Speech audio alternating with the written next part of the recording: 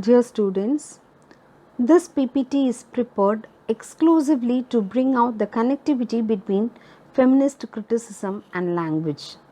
We all had an opinion that language is neutral or common, which can be freely and effectively employed both by male and female writers.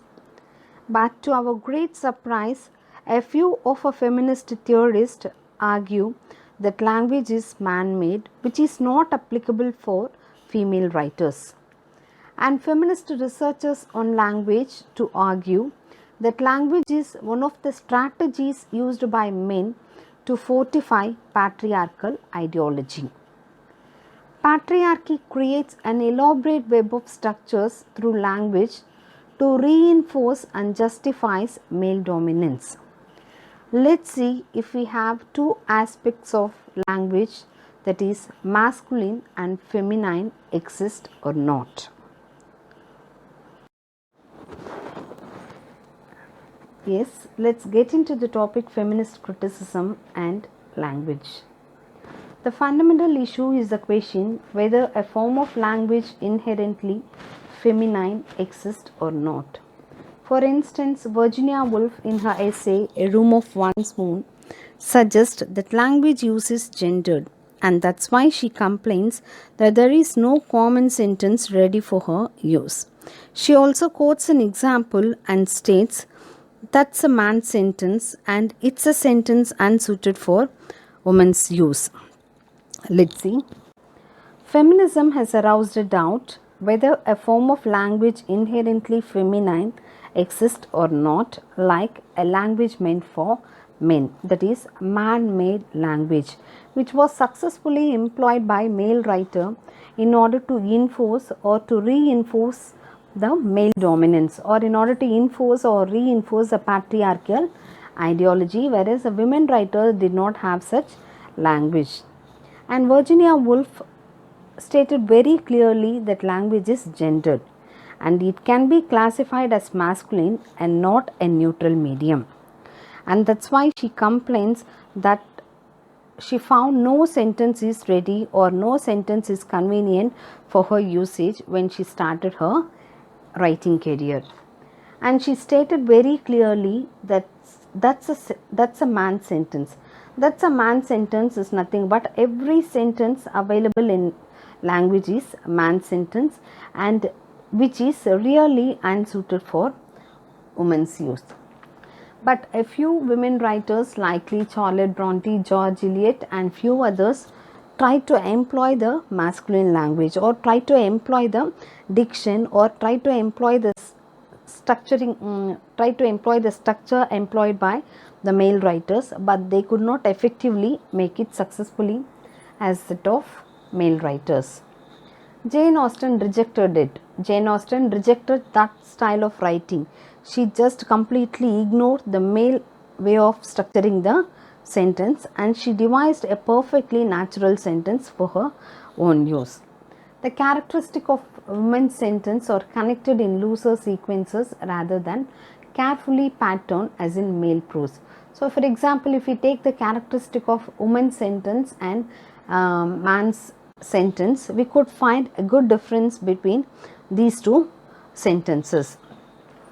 So, for example, if we take a woman's sentence, the sentence is loosely connected, whereas if we take the sentence constructed by male writer, it is carefully patterned, it is carefully structured. And Dale Spender in her book Man-Made Language, which was published in 1981, she presented language as masculine and not a neutral medium.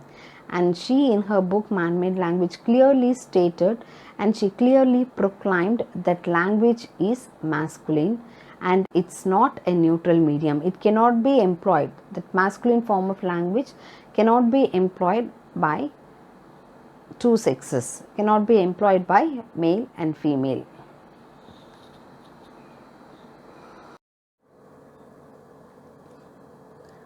Let's see the continuation of the previous slide. The female writers were seen as handicaps of having to use prose writing as a medium, as it is considered as male instrument for male purposes. Female writers are not much comfortable in employing the prose writing because prose writing is considered as a medium and it is considered as a male instrument for male purposes. So that female writers found themselves handicaps and they are not much comfortable in employing the prose writing as a medium to convey their emotions and feelings. Let's see the characteristics of masculine language. Normative language can be seen as male oriented. It means normative language is said to be or considered to be male oriented, which is very apt for male writers. Normative language tends to evaluate something or some course of action, whether it is good or bad, desirable or undesirable, permissible or impermissible. Normative language instruct what to do and what not to do. So let me explain you by giving very simple examples. For example, don't argue, you're not a boy. You ought to obey the rules. You must come early. Don't cry like a girl. So if you see, all these sentences impart some information or some form of order. Are you clear with this point? So normative language instructs something. Normative language imparts something what has been designed, what has been fabricated by male writers or male authority. We move on to next point. Masculine language represents the symbolic. And masculine language is linear, authoritative and realistic. That is, masculine language appears to be linear. Linear is nothing but the way the things are arranged. It's said to be linear. Authoritative is nothing but it expresses authority of the speaker, and moreover it appears to be believable. Okay, let me explain what I mean by masculine language represents symbolic. So for example, if we take the very basic nature of symbolic behavior is an encoding process which convey what has been conceived in the mind of the speaker. And symbolic represents or it illustrates or it expresses or it orders something. Okay. We move on to third point. The symbolic aspect is well associated with authority, order, father, repression, control, etc. That is, symbolic aspect of language represent the authority of the speaker or the order imposed by the speaker. Father is nothing but some kind of male domination, and it also expresses repression. Repression is nothing but it's a kind of suppression, how they suppress the other or how they subdue the other, and it controls. Symbolic facet of language maintains the fiction. The self is fixed. Fiction. What do you mean by fiction? Fiction is nothing but something which has been fabricated, something which has been designed. Okay. So that particular language, that is normative language or symbolic aspect of language, finalize or fix what has been fabricated, what has been designed by the male authority.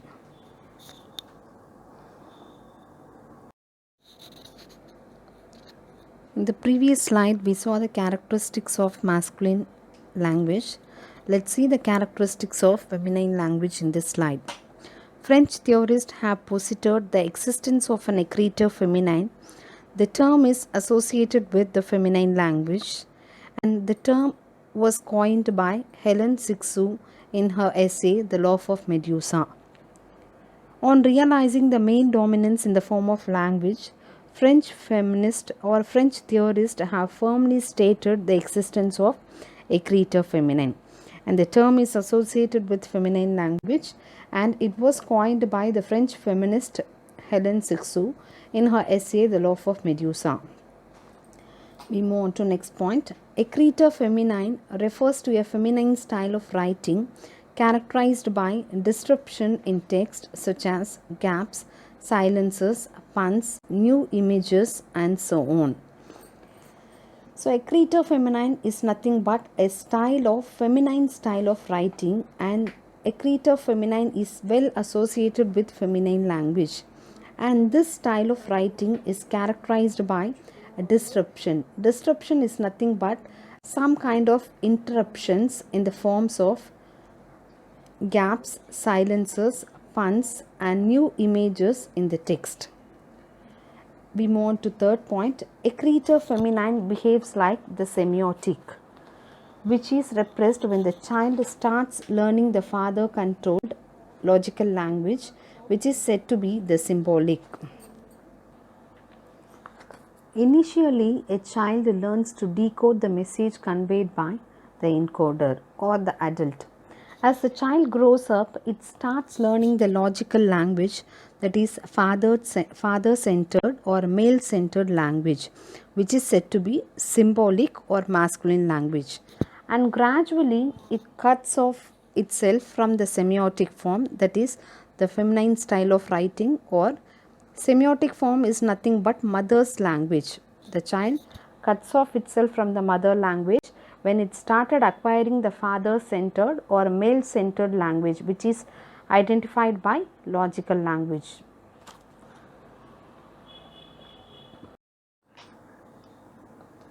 I hope this slide will help you to understand Écriture feminine in a better way. Emily Dickinson's poetry is filled with strange images, breaks, passes that display the use of Écriture feminine. It means Emily Dickinson's poetry is the best example to understand Écriture feminine, as her poems filled with a lot of interruptions, likely breaks, passes, and strange images. We move on to the next point. It is eccentric, incomprehensible, and inconsistent, and difficult to comprehend. It means Écriture feminine, that is, feminine language is eccentric. Eccentric is nothing but irregular or unconventional. Unconventional is nothing but by disobeying the conventional pattern. So what is conventional pattern? Conventional pattern is nothing but masculine language, that is the language designed by male-centered society. And next one is incomprehensible. Incomprehensible means unintelligible, which could not be easily understood by the readers. And next one is inconsistent. Inconsistent means there is no fixed pattern, there is no consistency in the style of writing. So that's why Écriture feminine, that is feminine language, appears to be very difficult to comprehend. And reason has been given here, because it is attributed to centuries of suppression of female voice, which now speaks in borrowed language with disruption. It means we may wonder why feminine language has so much of lackings and defects. The reason for all the defect is the voice of women has been suppressed by the male-centered societies for centuries, and they were tamed to be passive listeners. When they try to break the long silence by using borrowed language, that is male-centered language or masculine language, or we can either call it normative language or symbolic language, they failed to express without disruption. So they could not express so comfortably and conveniently by employing the male-centered language, that is masculine language. I hope you understand the point. Let's move on to the next point. It is believed to be originated from mother in the stage of mother-child relationship, that is before the child acquires male-centered verbal language. Let's see. This form of language, that is Écriture feminine, is believed to be originated or aroused from mother or feminine language exclusively in the stage of mother-child relationship, that is conversation between the mother and child at the early stage. So no one can understand the conversation that occurred between the mother and the infant, because which is intelligible only between them, especially before the child or before the infant acquires the male-centered verbal language. I hope you are clear with this point.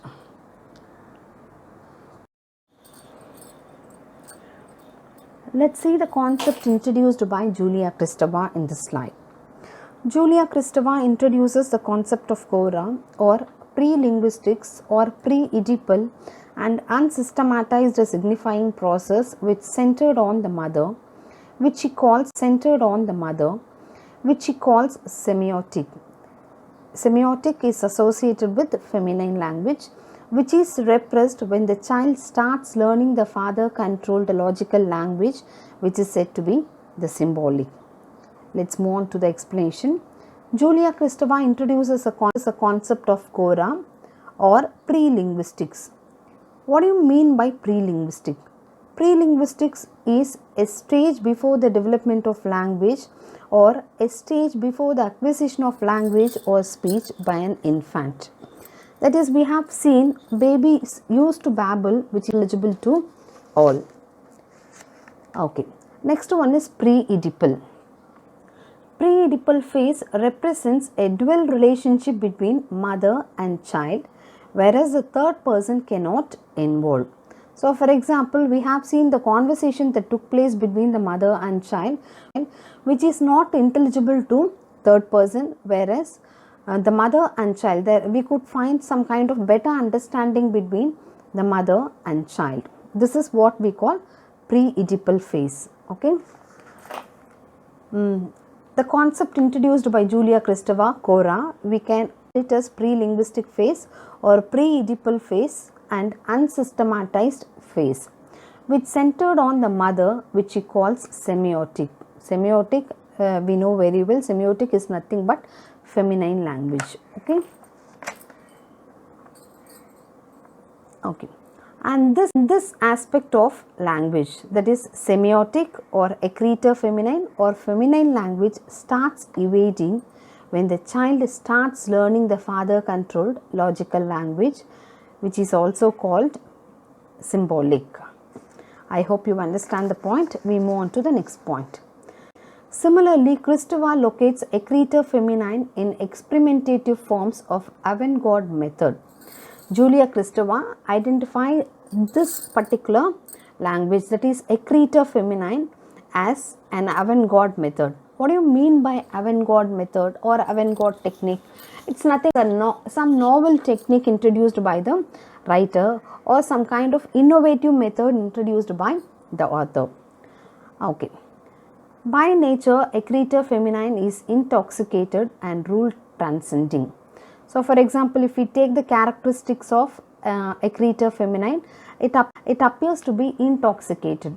Intoxicated is nothing but deviating from the traditional or deviating from the traditional style or deviating from the masculine style of writing. Okay, we can also take it in other sense, that is when a person is emotionally excited. Intoxicated is nothing but emotionally excited or emotionally elated.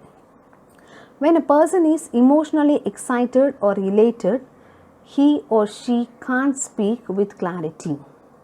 And next one is the other feature of accretor feminine is rule transcending. Rule transcending is nothing but deviating from the rules and regulation fixed by the masculine language or fixed by the male centered language. I hope you are clear with these 3 points. Let's see the continuation of the previous slide. Julia Kristeva uses the terms the symbolic and the semiotic to designate two different aspects of language. It means she states clearly that the terms both the symbolic and semiotic not as two different languages but as two different aspects of a language. Second point, Kristeva sees the semiotic as the language of poetry as opposed to prose. That is, she identifies semiotic as the language of poetry which is employed by female writers, and semiotic language is opposite symbolic. Symbolic is nothing but the language of prose, and which was formulated and employed by male writers. I hope you understood. Okay, thank you for your patience listening. See you.